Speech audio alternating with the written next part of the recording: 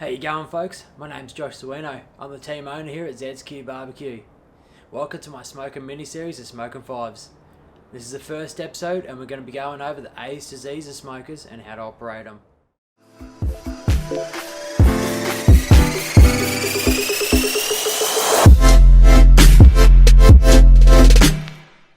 I'd like to inform everyone at this time that there will be a comprehensive guide to the thermodynamics of smokers coming out next week. That will be going over much more in depth what we're talking about in this video. To break down the operation of smokers, we're going to break it down into two elements. So number one is controlling the amount of fuel that we have, in turn controlling the amount of fire that we create, and number two, controlling the amount of oxygen hitting that fire, which will in turn control the temperatures. Okay, so anyone in the know knows that the best barbecue is produced on the flame.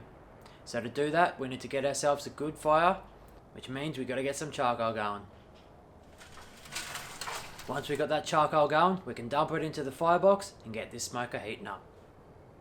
At this point, I'll point out that every barbecue is different. We need to know the correct amounts of fuel that we're going to use on the fires to control the amount of flame that we have. So now that the barbecue is heating up, we need to control those temperatures. So remembering back those two critical elements that I was talking about at the start. A, the amount of fuel that we have. 2, the amount of oxygen hitting that fuel. Once we know the amount of fuel that is required, we can dial those temperatures in by controlling our airflow. Now, we can control the oxygen flow in most pits by controlling the baffles. What I mean by this is these here on the offset. So this is controlling the oxygen flow at the actual fire, which in my eyes is not a great idea. Long story short, you need to have your fire burning efficiently. If your fire is burning nice and efficiently, you're going to be imparting good smoke onto your meat. How I control my fire, I use the top vent. Okay folks, so now the secret no one tells you.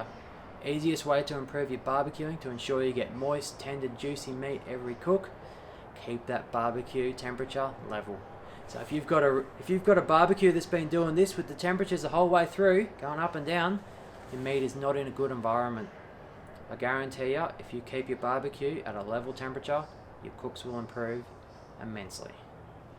Okay, so to break it down, we're going to highlight 3 elements that you need to concentrate on to improve your cooking. Number 1, you need to control the amount of fuel that is in your fire. Number 2, control the amount of oxygen that's being imparted onto that fire, in turn controlling the temperatures. Number 3, plenty of these. You have plenty of these, you're going to enjoy yourself. That's the main thing. Best way to improve, guys, is by keeping on lighting those fires.